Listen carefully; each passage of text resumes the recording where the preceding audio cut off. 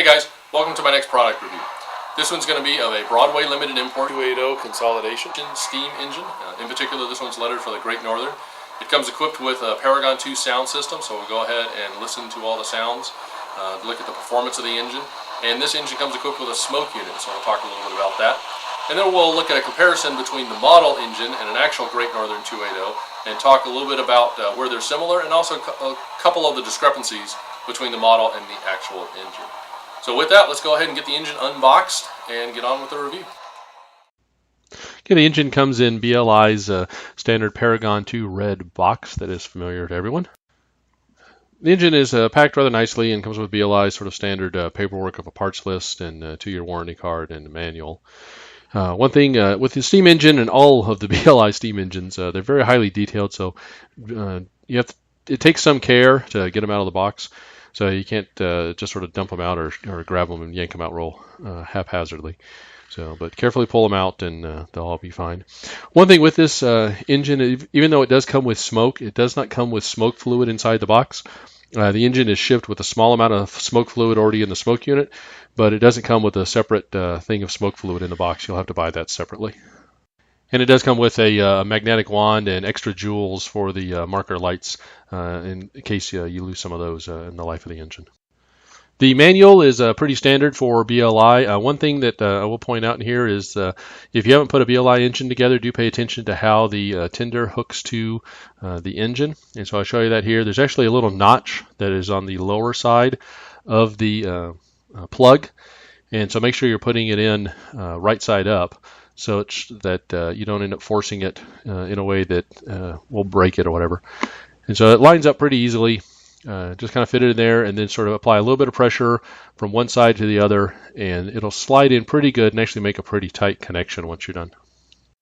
Okay, and once that is in place, then you can hook the tender and the locomotive together, and you'll see that it comes with a metal drawbar that'll slide through. This drawbar only has one position, unlike some of the other steamers where you could close couple them or wide couple them depending upon your radius. This one you can only have it in one position. And then go ahead and flip the foot plate down like that. You'll see in most of this review I actually have the foot plate in the up position, but it really should be in the down position before operating the engine. But I didn't feel like going back and reshooting everything, so you'll see it in this one in the up position. But the engine does come equipped with a smoke unit in it, and so one word of caution with this on the smoke units is you cannot operate them without smoke fluid in it. And so you can manually turn it off on the bottom of the engine, or you can turn it on and off electronically by hitting F7 on your DCC system. But you absolutely do not want to operate the engine with the smoke unit on unless you have smoke fluid in it, or you could actually damage the engine. All right, so let's see how this engine sounds and operates straight out of the box.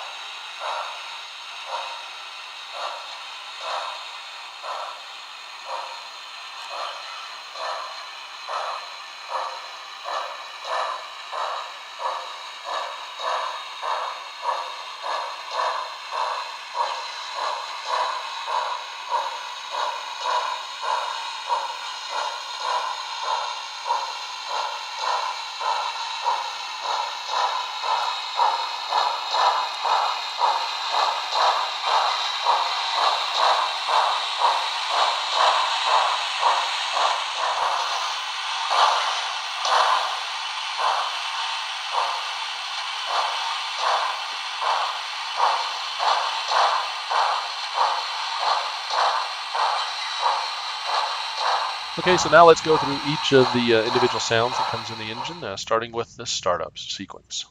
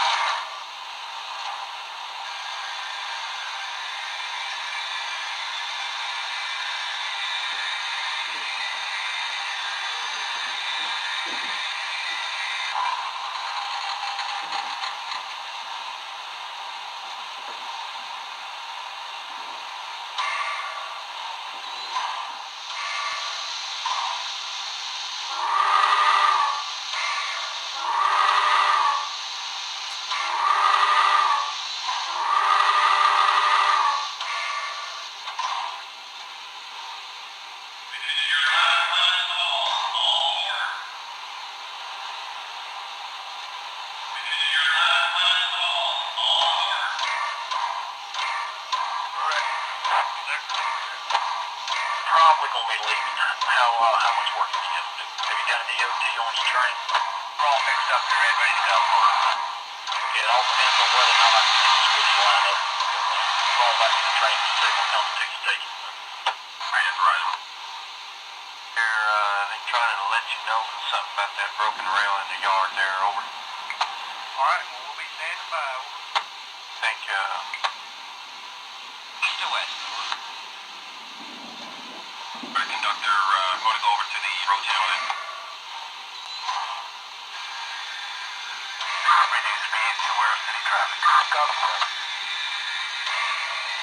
Look out your window in the black SUV. You know about that left? Yeah, the black one. You're just waving. 700 here, that's a big load for the train. Yeah, we do need a pusher. Okay, roger that.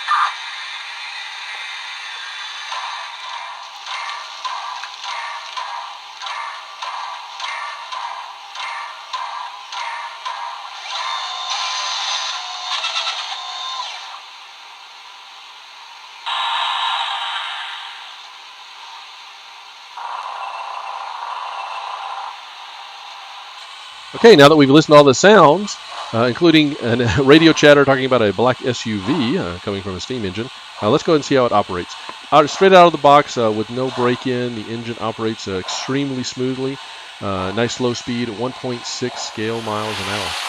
Great Northern's F8 class consolidations had a top speed of about 50 miles an hour. The model is substantially more than that at 98, but that can be remedied by altering the speed table and dropping down the CV5.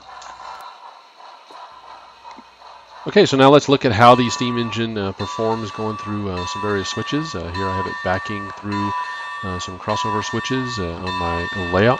Performs flawlessly, went ahead and went through. These switches are insulated frog switches, and it still went through with no hiccups or electrical interruptions.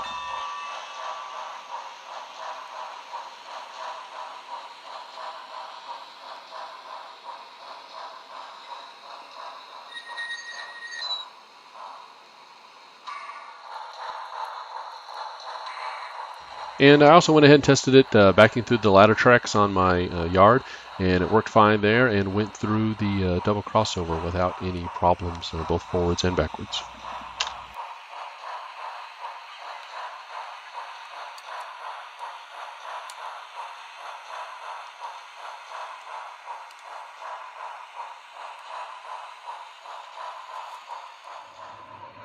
The Great Northern's first 280s were ordered and received in 1892 and were placed in the F1 class. The final consolidations that Great Northern received as new engines were in the F9 class and were ordered in 1903. The Great Northern had three additional classes of consolidations, the F10, F11, and F12, but all of those were either engines that had been purchased second-hand or were originally 480s that had been converted to 280s. Eventually, the Great Northern would acquire 273 of the 280 consolidations. Of these, the F8 class was the most common, with 125 engines in that class. The F8 class, which this model should be representing, were built between 1901 and 1908 for the Great Northern, with the two road numbers that BLI did of 1141 and 1147 being built in 1902 by Rogers. Okay, so now let's go ahead and look at the details on the engine. Overall, the engine looks fantastic. There's lots of little details. Everything is crisp and nicely applied. No gobs of glue. Painting is crisp, and there's no additional detail parts that the modeler themselves has to apply. The model does come with a ventilator on the cab that's real nice, and it's positionable, so you can position it either open or closed by sliding it. It's not really attached though, so if you turn it upside down, be careful you don't lose this part. Now, in comparing the BLI model to the actual Great Northern F8 class 280 consolidation engines, both numbers 1147 and 1141, which are the two numbers that BLI modeled, were purchased by the Great Northern in 1902. Colors and some of the details are really spot on. However, there are a few things that stand out as not being prototypical for the Great Northern. One of the more noticeable errors in the engine is the fact that the bell is positioned in between the steam dome and the sanding dome. In the Great Northern 280s, the bell was in front of both domes, in between the stack and the two domes. One of the other interesting discrepancies in the model is the steam valve gear, in that it's actually a Walschaerts valve gear is what's depicted on the model, and for both road number 1141 and 1147, it should actually be Stevenson's valve gear. Not the most noticeable thing unless you are sort of into steam locomotives and understand all the valve gear differences. But it's interesting in that there were Great Northern 280 consolidations that did have Walschaerts valve gear. And because of that, BLI could have picked a road number that had the correct valve gear, and so this discrepancy wouldn't exist. But the two road numbers they did pick both had Stevenson's valve gear, so the models are actually incorrect for the road numbers on them. A couple discrepancies with the front of the engine. The main one being that the light is mounted too high. It's mounted sort of above the smoke box, and it should be just above the center line of the smoke box, directly above where the number 1147 is on the model here. That number facing forward is correct, and the light should be directly above that, within with numbers on the side of the light, which it does have on the model. But the light is simply just too high. And the classification lights just above the pilot, while they look really nice and are finely detailed, are actually wrong for the F8 class 280s. And one final piece, the smoke box steps that are on the model were not on the Great Northern 280s. Another notable deviation from the Great Northern 280 was that it should have a bell pair firebox here, which the area here on the boiler should actually have a square top. The bell pair firebox was added to steam locomotive design in that it increased the surface area and thereby increased heat transfer and steam production and made the engine more efficient. And all the Great Northern F8 class 280s had bell pair fireboxes, so that the distinctive squared off portion of the firebox makes it pretty easy to see the bell pair firebox on the engines that have them. And all of Great Northern's 280s in the F1 through F10 class had bell pair fireboxes. The F11 and F12 class did not, however. They had radical stay fireboxes, which do not have that notch. And as one final side note, if any of you would like to learn more about the steam engines of the Great Northern, I highly recommend Steam Locomotives of the Great Northern Railway by Middleton and Preby. It is published by the Great Northern Railway Historical Society. So with that, I'll wrap up my review of the Broadway Limited 280 Consolidation steam engine. Overall, I think it's a really nice looking, nice running engine. Unfortunately, for this particular prototype and comparing it to a Great Northern 280 in the F8 class, which is where the road numbers for BLI put it, it doesn't really line up with some of the distinctive features of the Great Northern 280s. But the engine is finely detailed, it operates very well, and for those who like HO sound, it sounds really nice. So if you're interested in a Great Northern steamer or possibly a 280 in some other road name, go ahead and check it out. And as always, keep running your trains, keep operating them, keep enjoying them, and we'll catch you at the next video. Thanks for watching.